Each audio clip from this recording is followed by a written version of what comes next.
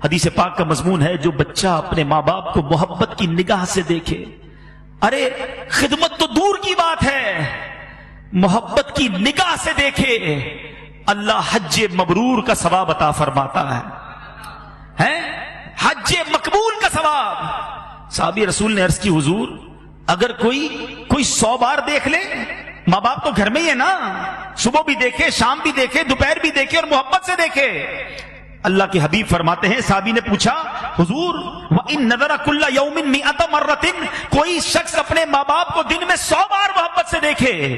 آقا فرماتے نعم اللہ اکبر و اطیب، اللہ بہت بڑا اور پاک ہے، کوئی 100 بار دیکھے اللہ 100 حج کا ثواب عطا فرماتا ہے۔ ارے جنت گھر میں ہے، حج مبرور گھر میں ہے، ان کی دعائیں سبحان اللہ۔ اللہ کے حبیب فرماتے ہیں سنو، جاتے ہو نا ادھر ادھر دعائیں کرانے، ٹھیک ہے بزرگوں سے دعائیں کرانی چاہیے، ٹھیک ہے ہمیں لوگوں سے دعائیں کرانی چاہیے، سبحان اللہ۔ اللہ کے حبیب علیہ الصلوۃ والسلام فرماتے ہیں کہ دعائیں کس کی قبول ہوتی ہیں؟ نبی پاک فرماتے ہیں کہ جو مقبول دعائیں ہیں نا، مظلوم کی دعا، مسافر کی دعا اور والدین کی دعا، اور ایک حدیث میں صراحت کے ساتھ کہ والد کی دعا اپنے بیٹے کے حق میں اللہ کی بارگاہ میں مقبول ہوتی ہے۔ بیٹھ جاؤ نا ماں باپ کے قدموں میں، بیمار ہوں ماں دعا کر دے، ابو دعا کر دے۔ اچھا ایک یہ پتہ کیا ہے، ایک تو یہ ہے کہ ہم کہیں دعا کر دیں، ماں باپ بہت کمال کی چیز ہے، یقین کرو جن کے ہیں انہیں پتہ ہے، اور ہمیں تو یاد ہی رہ گئی اب کہ جب کہو نا دعا کر دیں، وہ دعا ہی کرتے تھے۔ دعا کے لیے مانگو اور یہ نہیں کہتے تھے مجھے ستاتا ہے اور دعا کرنے آتا ہے، میری بات مانتا نہیں، اور آج دعا۔ ماں باپ کمال چیز ہے، ایسا پیار، ایسی محبت، گیو اینڈ ٹیک نہیں ہے ادھر، یہ ون وے ٹریفک ہے، ایک طرف خطائیں ہوں، ادھر سے عطائیں ہوتی ہیں، بے لوث پیار کرتے اپنے بچوں سے۔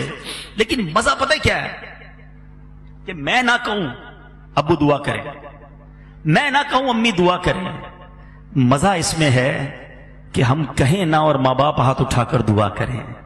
ایسی خدمت کرو، ایسی دعائیں لو، ایسی ان کے دل میں جگہ بنا لو کہ وہ نہ ہو، آپ اکیلے میں وہ ہو، نماز پڑھ رہے ہو آپ کہیں اور ہو، اور وہ ہاتھ جا کر دعا کریں یا اللہ میرے بچے کو بخش دے، میرے بچے کے راستے کھول دے، اے اللہ میرا بچہ پریشان ہے، اللہ اس کی مدد کر دے، اے اللہ میرے بچے پر مہربانی کر دے۔ یقین کرو یہ جو دعا ہے نا، یہ عرش تک جاتی ہے، یہ تمہیں وہاں پہنچا دے گی جہاں تمہارا تصور بھی نہ ہوگا۔ کتنی بار یہ واقعہ سنا ہے حضرت موسیٰ علیہ السلام والا کہ ایک بار حضرت موسیٰ نے اللہ کی بارگاہ میں عرض کی یا اللہ میں جنت میں اپنا پڑوسی دیکھنا چاہتا ہوں۔ اللہ نے فرمایا موسیٰ پیغام ملا فلاں علاقے کا کسائی تیرا پڑوسی ہے۔ حضرت موسیٰ حیران میں، اللہ کا نبی پڑوسی کسائی؟ ڈھونڈتے ڈھونڈتے پہنچے، طویل واقعہ ہے، پتا چلا کہ اس غریب کے 2 بوڑھے ماں باپ تھے، اپنے ہاتھوں سے نوالے بنا بنا کر اپنے ماں باپ کو کھلاتا تھا۔ حضرت موسیٰ نے کہا بیٹا یہ بتاؤ تیری ماں تجھے کوئی دعا دیتی تھی؟ باپ کوئی دعا دیتا تھا؟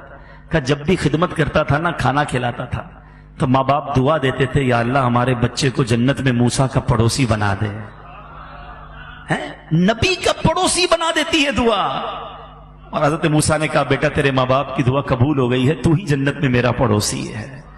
ارے وہ دعائیں تمہارے پاس ہیں، یقین کرو چلے گئے جن کے ماں باپ ان سے پوچھو کس سے کروائیں دعائیں، کس کے پاس جائیں اور ان کے قدموں میں سر رکھ کے کہیں کہ پریشان ہوں، اور وہ ایک بار کہہ دیتے تھے بیٹا گھبرانا نہیں ہے، خیر ہو جائے گی۔ ہمیں ایک آسرا ہوتا ہے کہ والد ہے سر پہ، آسرا ہوتا ہے کہ ماں ہے پیچھے، پریشان ہوں تو وہ بھی پریشان ہو جاتی تھی، ہم بیمار ہوتے تھے نیند اسے نہیں آتی تھی، تکلیف میں ہم ہوتے راتیں وہ جاگتی تھی، گھر میں سب سو جاتے تھے، ہم گھر میں نہ آئے ماں جب تک جاگتی تھی۔ زندگی کے کئی موڑ آئے جب سب کچھ چلا گیا،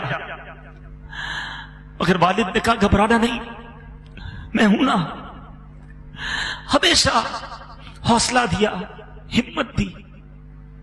آج نہیں ہے ماں باپ، جس کے نہیں ہے اس سے پوچھو، کتنا ہی بڑا کیوں نہ ہو جائے، کتنا ہی طاقتور کیوں نہ ہو جائے، کتنا ہی مال کیوں نہ آ جائے، کتنی ہی دنیا میں عزت کیوں نہ ہو جائے، ماں باپ کی کمی پوری نہیں ہوتی۔ یہ وہ ہیں جن کے بغیر، جن کی کمی کوئی پوری نہیں کر سکتا۔ میرے بچوں، میرے بھائیوں جن کے ماں باپ ہیں خوب خدمت کرو.